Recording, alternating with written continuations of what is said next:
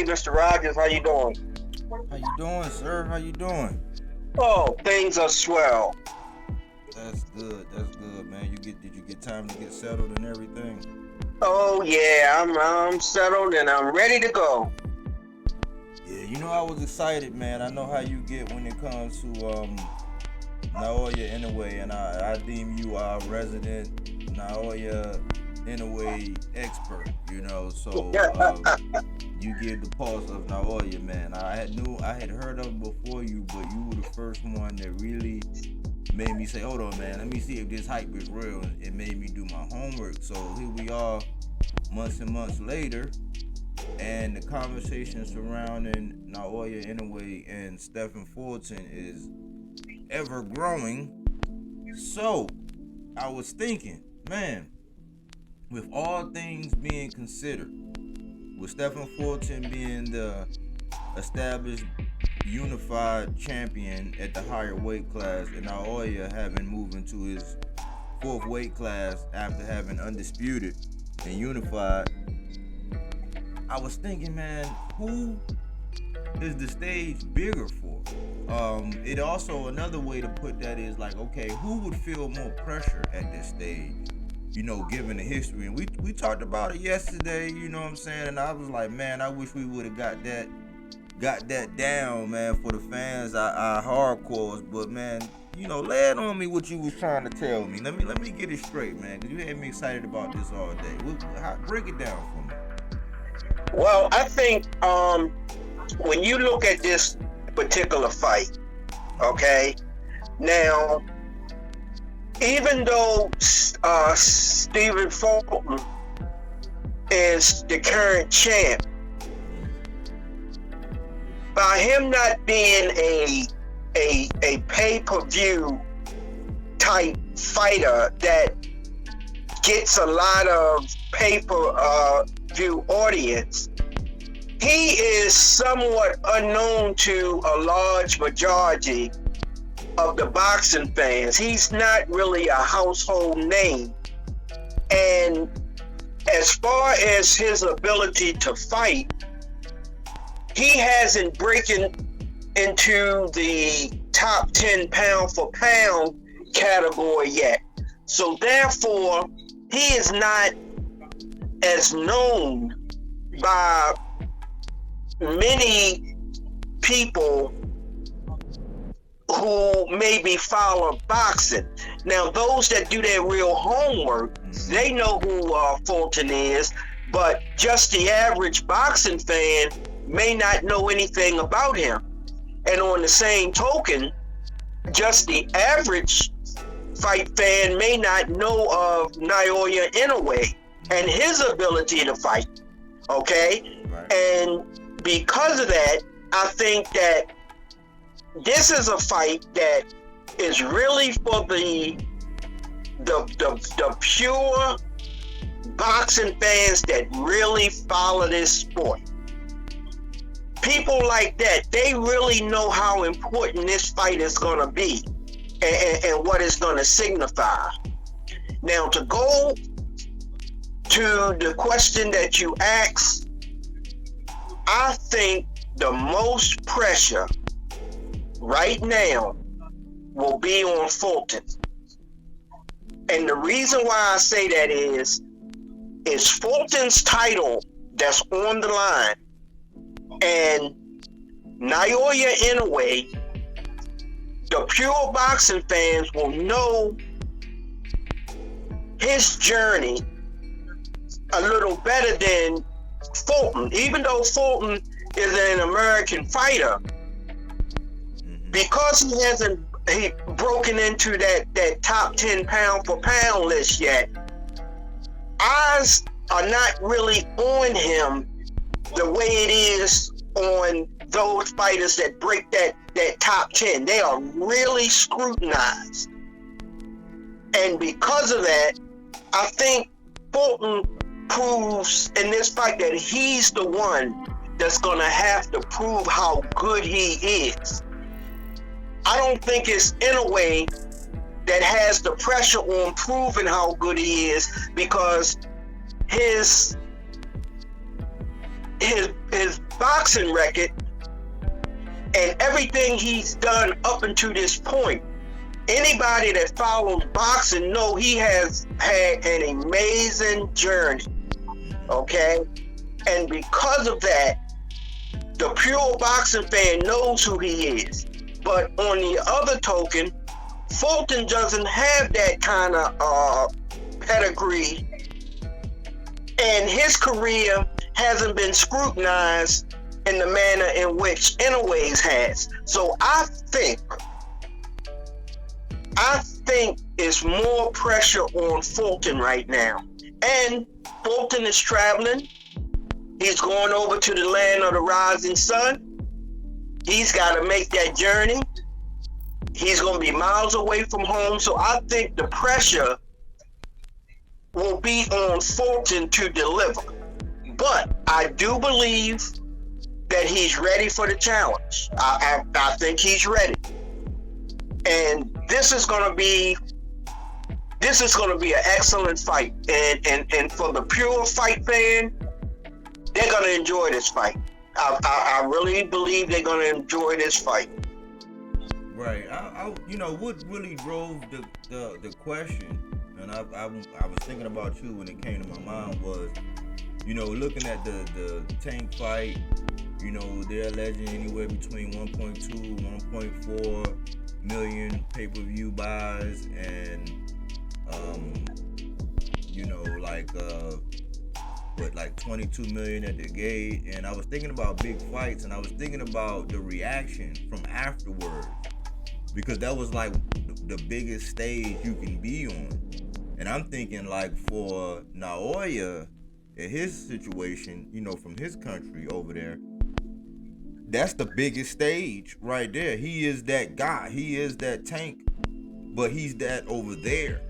And Fulton has to go over there. So I see some pressure on Naoya, because it's like that home. It's like, if you the home team, and it's, like homecoming, but on a much, much larger scale, where you got, somebody coming in, you got a formidable opponent, because this is the Super Bowl. This is like in boxing, this is a Super Bowl.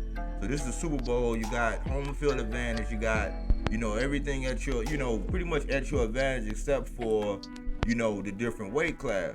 But on the other end, I was like, okay, well, let me look at what kind of pressure Fulton got. Fulton got the pressure of, more recently, like the success of Danny Garcia. He got the pressure of, B-Hop, the style of Philly boxing, and, they got their own style, the Philly shell, the defense, so he wants to, put himself in that, what you like to say, that upper echelon, and for him to travel, and for him to go over there, I would say, yeah, that's a lot of pressure. And then coming from Philly, and then, they both have this kind of pressure, whereas, the people that's not as high, because like you said, Fulton didn't, happen to grace the pound for pound list. But then you have some people who have Naoya as number one on the list, so he has pressure to prove that, the legitimacy of everybody else. Only, I do believe that Naoya may, and like you said, catering to your point, Naoya may not feel as much pressure, because his talent has already spoken for itself, meaning that I believe there may be more boxers over here when it comes down to pure boxing that know who Naoya is, as opposed to Fulton, which is not a knock on Fulton, but it's just the fact of the matter, because he is the foreign guy who Bob Arum said. Bob Arum said that he was the most talented boxer in the world. And he said that, like you said, like, what was that point? You said that when he still had who? He still had Terrence Crawford. Terrence Crawford was still under Bob Arum, and Bob Arum indicated that Naoya Inoue is the best fighter in the world today. And he was very adamant when he said it. So he put Naoya over Crawford, and this was a couple years ago. And you gotta admit that Bob, his track record of knowing talent, when you think about Oscar, when you think about Floyd, when you think about Manny, when you think about Bud, he knows some talent now. You know what I'm saying? So for him to say that, that says a lot. That speaks volumes because of the track record. It's not something that you got to really hear out of his mouth. But for him to say that, having the talent that he has, I think Bob Arum, in his seasoned age, would know talent when he see it. So, I was just thinking that, thinking about what people are talking about. I think people are, still have Fulton. Still have Naoya as the favorite. But I was looking at, okay, afterwards. I think you made a good point. Afterwards, as far as how, whoever doesn't get their hand raised, how they should feel about the fight afterwards. Because, oftentimes I say, a lot of times we don't get the fights that we want in this post Mayweather era because everybody's trying to protect the O, and both of them are coming with O's. But it's the treatment of the person after losing the O. When you fight a valiant champion who put forth a good effort, there's nothing to hold your head down about. When you giving it all you got and you might have just got, outclassed, or, might have had a little off night, or, whatever the reason was, the other person got their hand raised. How should either one feel, however this goes? Well, I'm going to tell you, when you have a fighter that's moving out of his current weight class and moving up and fighting a champion, that within itself can be a difficult task, because you're leaving one division and you going and you're fighting the very best in that very next weight class. So, if you're not successful in delivering that, to me, I don't think that's a real bad loss, because, as they say, you were daring to be great. You didn't just stay in the weight class that you were in, where you were dominating. You ventured out and say, listen, I have to fight guys that are better. I'm gonna have to move up. I can beat these guys. Nobody can beat me. So I'm gonna have to move up, and I'm gonna have to fight more talented guys and guys that are bigger. So to move up, and then if you are unsuccessful, I still think that the move is a step in the right direction in giving the fans what they truly want to see. Because as fighters constantly move up in weight class, it's not uncommon that if you travel 3 to 4 weight classes from the time that you begin fighting, it is not uncommon that somewhere down towards the end of your career, you're going to run into somebody that is just so difficult to beat, and you're going to find this individual much tougher than anybody you've ever fought before. And there's a possibility that a bigger, more talented guy can withstand everything you have to throw at him, and then gonna throw something at you, something that you've never experienced before. So when a fighter moves up in weight class and challenges a bigger, better fighter, if he's not successful and does not come away with the win, it is not a discredit to that fighter or his ability to be talented. It's just that there's not as many fighters out there, as they say, daring to be great. Yeah, I think in their own little way, they both are daring to be great. They're setting an example, and we talked about this on one of the first conversations when we finally got everything in concrete and we knew we had a fight that we could really talk about. It wasn't a fantasy anymore. We knew, so I'm thinking you know, at the end of the day, when it comes down to these fighters, they've been fighting since they was young, and everybody get the nervous jitters. Some people say it's right before you know, walk out or when you do your ring walk. I know for me, you know, it's pretty much after the coin toss when I got on the football field. You know, it's like once you get on that field or once they get in that ring, all that stuff goes away, and it boils down to, you know, the X's and O's. You know, but I believe that Fulton, the way he's daring to be great is he's going across seas, and he's going with a highly favorite. You know, more recently we've seen, recent boxing history, we've seen Triple G go over there and fight Murata, and you know, he had his struggles and everything, but you know, I wouldn't say that was daring to be great. At this stage, with Fulton being in his prime, with him having the hardware that Naoya is seeking, he's daring to be great as well in his time, because he could have easily said, protect this, oh, I got what you want, or been difficult, but he knew, and I'm assuming that Naoya's business people, they you know, they came right with some nice numbers and made him an offer he couldn't refuse, and he like, hey, look, I got these straps, I'm trying to fight the best, because he was going to go fight somebody else. I think he was going to move up, but he said, nope, I'm going to stay right here, I'm going to go get that smoke. So I think they're both daring to be great, you know, and you know, in a couple different aspects. What you think?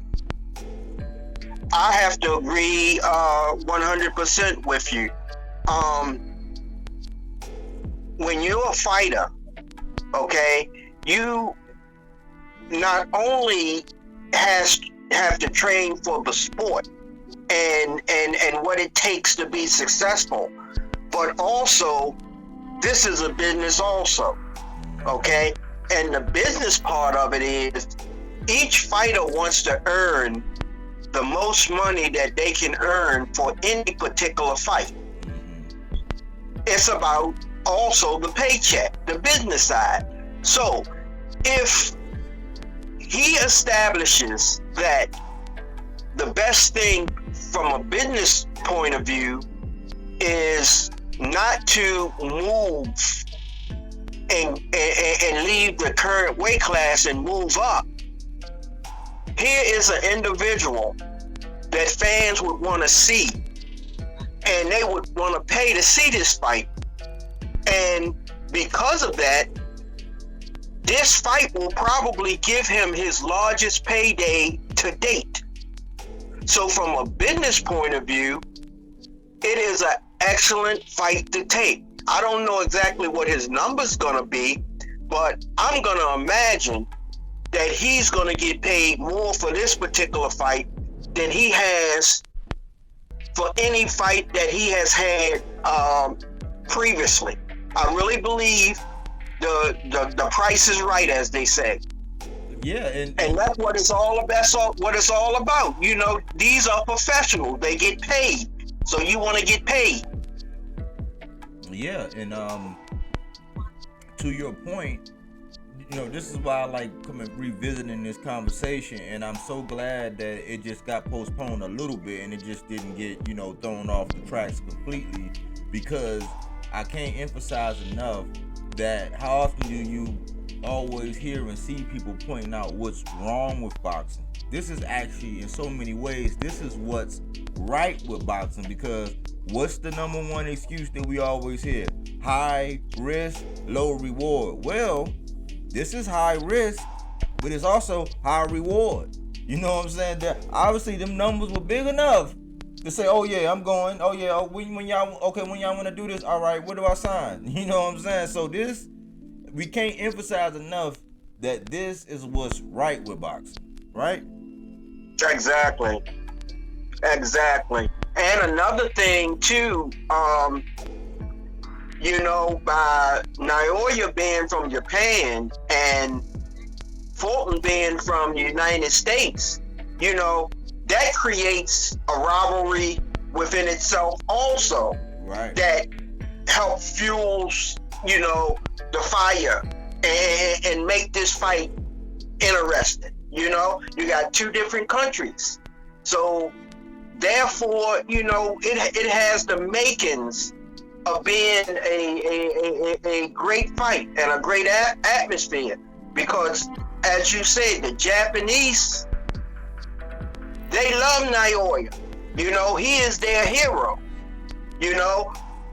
Fulton, on the other hand, does not have the popularity in the United States that will equal what Naoya has with his countrymen.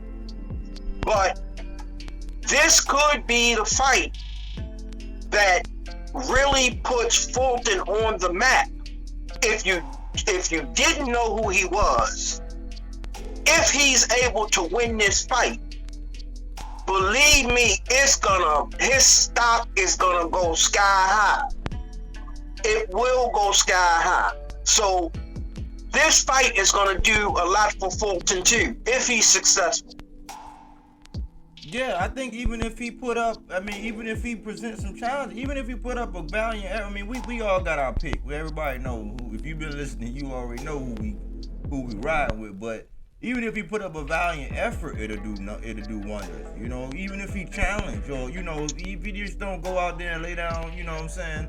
If you go out there and put on a clinic or make it close, or and like you said, if he win, absolutely. My other question is, does a win over Naoya, does that get him? Because we've seen this with Lomachenko and Tio. That didn't get Tio on the pound for pound, because Tio went right around, and that's a whole nother story with Kambosos. But does a win over Naoya, what does that do for Fulton in regards to this? We don't, we always talk about it in glances, this pound for pound list. What does that do for Fulton? That's a good question. Because that pound for pound list generally has fighters that are within the top 10, I wonder if that list was extended to 20, where would Fulton actually be on the pound per pound? Now, he's definitely not within the 10, but I'm wondering where he would be at. I don't know if he comes away with a win that is not a devastating win, if it will actually perpetuate him inside of that 10 pound for pound. It just depends on where the individuals have him right now. If he was, let's say for example, he's 11 or 12, there's a possibility he could break in there, okay? But if he's not considered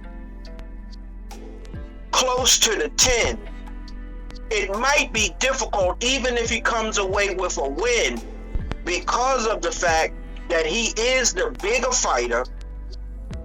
He's in a weight class that's above Naoya Inoue's, and if he was to win, I don't know if he would get as much credit for the win that Naoya would get, because Naoya is moving up, fighting a bigger fighter.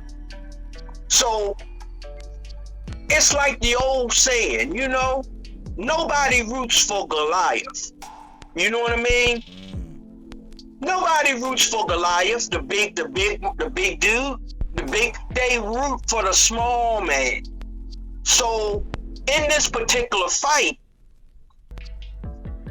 I think that it's more people rooting for the underdog to come up and win than Goliath to stay as the champion.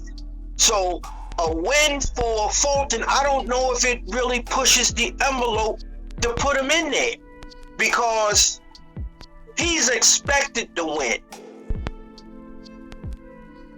Usually the champ is favored to win, usually. So I think a win for Fulton don't push the envelope as far as a win for Inoue would, just because of where they already positioned right now. So I don't know. You may have somebody that look at it from a different perspective, but nobody roots for number one. But you bring up a very good point though. You do really bring up a good point. My whole thing is we've seen it recently. And to your point again, we've seen it recently where it depends on who's making the list. Let's be honest, because if you herald your favorite fighter up at number 2, some people have Inoue at number 1, some people have him at number 2. I mean, everybody pretty much, unless there's some bias somewhere, everybody pretty much have him on the list. But if you have him up there and somebody is to beat your favorite fighter, you have 2 different receptions. You have the reception that T.O. got when he went up against Loma and he won. They didn't praise him like that. You know what I'm saying? When technically he won all the belts at that point, they didn't praise him as such. But when Canelo went up and he faced Bivol and he lost, some people still didn't have Bivol on a pound for pound list. I'm like, well, that's why I've never really. I've had countdowns where I put 10 boxes that I like or more. With a couple maybe brothers, like I had the twins on there one time. But I never really put a list in concrete. I do have a working list, that I would say if somebody put a gun to my head, I could tell you my top 10. But I would say if I had a boxer on there and your fighter beat mine, he has to go on there. I mean, I because I don't even understand. When we was talking about the pound for pound list yesterday, I don't even understand how you can be on the list and above somebody that actually beat you. So I think it's subjective, you know what I'm saying? And that's why I don't get snagged on it that much, But what I can say is Stephen Fulton I already respect him, you know what I'm saying? Especially as a Philly, especially hearing the man talk. He's very, he speaks good. He got flavor. I think he hasn't been promoted or put out there like that, but he's a good champion, a likable guy. They call him Cool Boy. You know what I'm saying? He would get all the respect in the world from me, if he would actually pull this off. That's just me, and I'm a boxing purist. Yeah, he's definitely a good person for the sport. He seems to be like the ultimate professional. He has respect for the sport. He has respect for those in the sport, and he seems to be an upstanding young man, and he's very likable. And I would like to see success for him. Hopefully this particular fight, win or lose, hopefully it will definitely put him on the map and will enhance his future going forward. So I hope it does, because it is people like him that makes the sport worth watching and make people want to be enthused about watching a young fighter. Somebody with the talent, the mannerism, well-spoken young man. So yeah, I have a lot of respect for Fulton. I really do. Yeah, because it's not, fighting them is one thing, but going in his backyard, going in somebody's backyard, I mean, you got we grew up like that. You know what I'm saying? We playing basketball in your yard, it go down, you got home field advantage. If it's going down, it's going down. We ain't running. He's seeking the smoke, so, I salute them, man. I really do think that they're what's right with boxing. And I wanted to visit that conversation and pick your brain and give our fans, especially the ones who comment, and they've been singing your praises, and you being our resident Naoya Inoue expert, know what I'm saying? I had to ask you about that. Yeah, I can't wait for this one. This is gonna be a very good fight, and for those that really follow the sport and those that are real boxing enthusiasts, this is a fight. This is a fight that every fight fan that takes the sport serious really wants to see. Yeah, and I gotta say, you dropped some bars. I've never heard somebody put it that way where you said nobody roots for Goliath. No. Man, I've never heard nobody. That, no. That's a jewel. There's always the smaller man that's being you root for. Goliath could be the toughest thing out there, which he was. Nobody rooted for Goliath. And that's almost like, in this scenario, even though Fulton is a good fighter and all, but I just don't believe that he's getting the type of praise that he as a champion should have. Okay? And this smaller man coming up to fight him, people from Philadelphia, people who know Fulton, these are the ones that are rocking with him, say, oh, Fulton is going to do this, Kubo going to do this. But just listen to the rest of the boxing world. I haven't heard anybody who wasn't from Philadelphia that is truly behind Fulton. His fan base is coming from Philly, and all the fighters that are talking about, oh, he's going to do that, these are East Coast guys.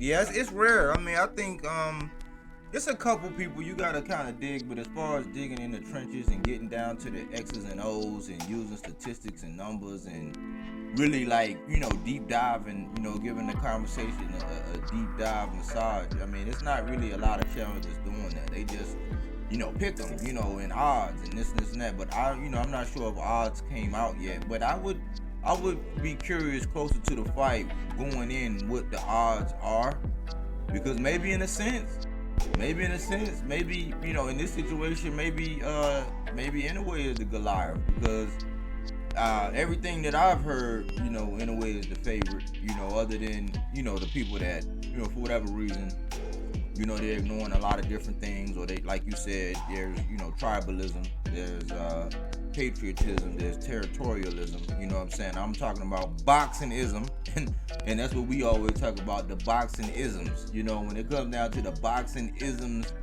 the more tools, in the tool drawer, and as far as the experience, I know going into the Tank and Ryan Garcia fight, a lot of people were saying experience, but a lot of people was throwing it out the window, just rooting for, whoever they were rooting for. So, there are some things, size, he has the size, and he do have the hardware, and he do have the pride of a champion, Fulton does. Skill-wise, I think Naoya just still, at the end of the day, have more tools in the toolbox. I think that as far as bigger stage, he shared the ring with Nonito Donaire twice, and he's a walking Hall of Famer, so that has to count for something.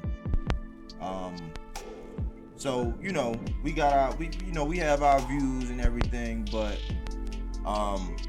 you dropped some bars, man. I hope you gave the listeners a lot to think about, as we try to be responsible about these these boxers and these conversations we have, because we love and respect them all. They get hit in the head for a living, and they get a king's ransom for doing it, especially in this situation. So I'm excited. We'll keep the conversation going.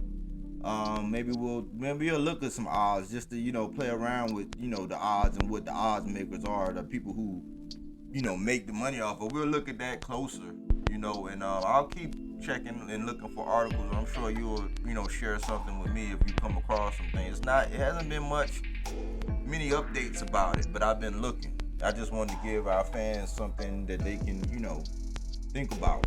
You know what I'm saying? Outside of the box, like something you're not really hearing anywhere else. Before we say it anyway. All right, everything sound good, and like you indicated, if I run across something, I'll keep you updated, and I already know if you run across something, you're gonna keep me updated, because this is gonna be a good one. I can't wait, and the pure boxing fan should be entertained with this one. Absolutely. Well, I'll let you enjoy the rest of your evening, and we'll touch bases, especially if not tomorrow. Definitely this weekend. We'll touch bases again. Yes, sir, and you have a good evening. All right, you as well. All right, thank you. All right, peace. Yep. That was my old head, you know what I'm saying? Our resident Naoya Inoue expert. You know what I'm saying? That man gets so passionate, man. It's only a couple boxers that, he's been around for many generations of boxing, and it's only a couple boxers that really get him excited, man. He could talk about Inoue all day, and I can listen, you know what I'm saying? So I think it's something that people need to hear, and how he look at things as a boxing purist, as somebody who really respects the game and all that. But thanks for all the subscribers. It really means a lot when you comment. It really means a lot when you all engage with each other, and you add any information. If you have any information, if it's anything that I'm missing as we dive into this Naoya Inoue and Fulton conversation, feel free to share it with me. I'm a reasonable guy, man, and I don't like when people. I don't like yes men. I like people who, come from their stance, believe what they believe, but have the facts, have some logic behind how and why they feel the way they feel about it. But share it with me. You know what I'm saying? Feel free to reach out to each other. You might meet. Link up. You know what I'm saying? This boxing conversation can go so many different places, and we try to be optimistic about the conversation whenever we have them. So, if you agree with me, disagree with me, I love to hear your feedback. Thanks for tuning in. Here at BodyWorkBoxing, where we don't take things for face value. We do that body work.